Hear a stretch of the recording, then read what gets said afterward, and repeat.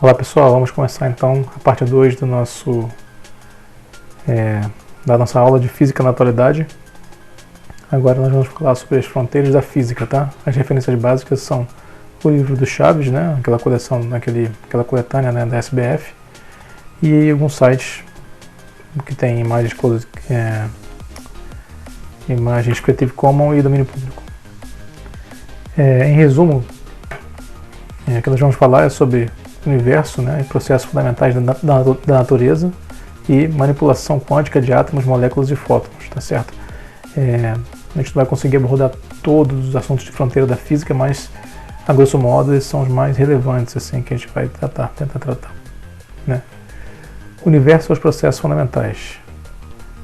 Então vou fazer aqui um pequeno apanhado histórico, né, falando sobre física nuclear de partículas dentro desse enfoque histórico e um pouco do estado da arte desse setor, né?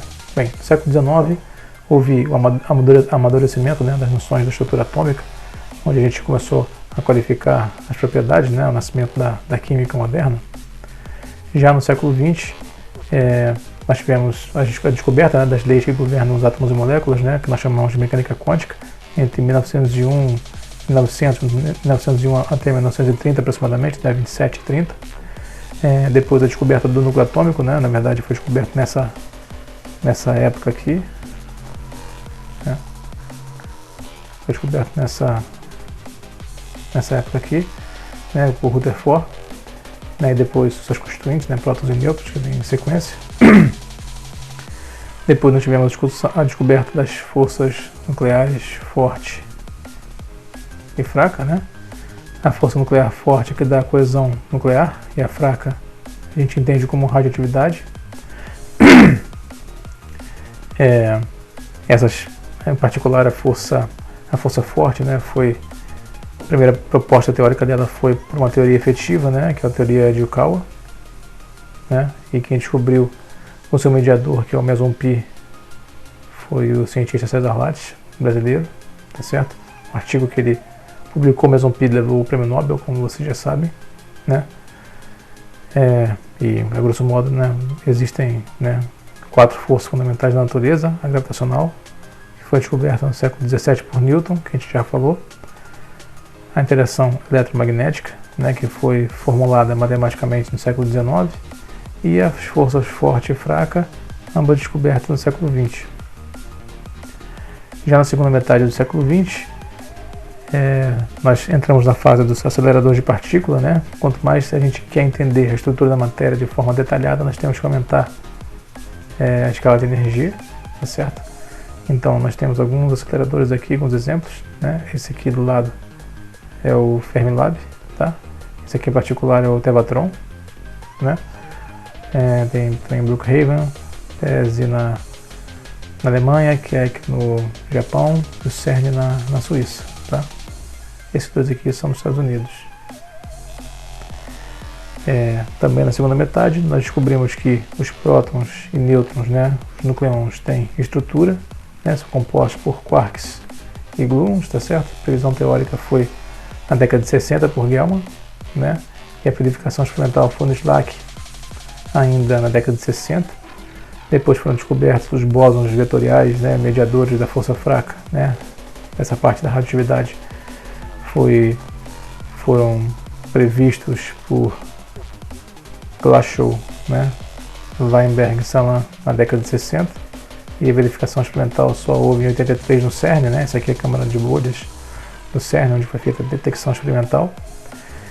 E adicionalmente a isso foi descoberta a existência das simetrias, né, de carga, paridade e tempo, e juntando a teoria da cromodinâmica quântica, né, do Gell-Mann, a teoria eletrofraca desses três aqui, Weinberg, Salan e Glashow, junto com essa parte das simetrias, é o que formula, grosso modo, o chamado modelo padrão. Esse aqui é um quadrinho que eu tirei do livro do Chaves, que mostra mais ou menos essa estrutura, né, do modelo padrão. Você tem a matéria usual aqui, ela é composta por átomos, tá certo? E os átomos são compostos por um núcleo com elétrons. Dentro do núcleo nós temos nucleons, né? Esse aqui pode ser um próton ou um nêutron, né? A gente classifica essas partículas entre leptons, né? Que seriam, por exemplo, o elétron, né? O neutrino, o muon, o tau, essa partícula mais pesada, e neutrino do muon, neutrino do tau, né? Os tipos de neutrino que existem, que a gente conhece, né? E essa matéria bariônica aqui, feita por quarks, né? O up e o down são os mais comuns, constituem os prótons e os nêutrons, tá certo? São compostos por 3 quarks, prótons e nêutrons, tá? Enquanto o pion, por exemplo, que é um meson, é composto por um par quark-antiquark.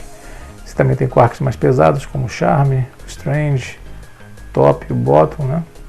Isso aqui, então, é o resumo do modelo padrão, né? E aqui são os mediadores das forças, né?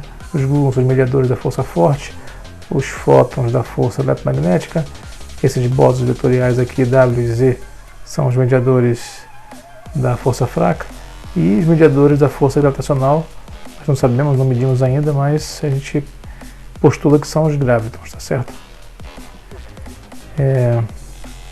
Agora a gente vai entrar na parte das fronteiras da física, tá?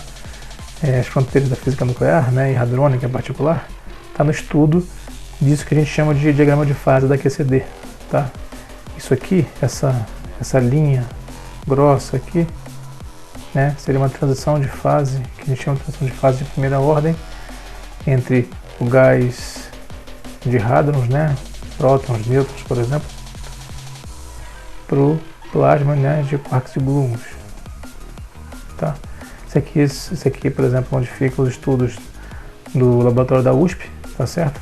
E quando você dá energia suficiente, por exemplo, nesse acelerador RHIC, que fica lá em Brookhaven, ou na LHC, que fica na Suíça, no CERN, você consegue passar essa transição de fase aqui e atinge o plasma de quarks e gluons, onde quarks e gluons ficam livres para voar, né, desconfinados, né? E aqui, a princípio, a gente imagina que a transição de fase é de outro tipo, de segunda ordem, tá? E isso aqui seria a região do início do universo, tá? Esse eixo aqui, se eu não falei, né, a temperatura, e esse eixo aqui, horizontal, seria a densidade da matéria.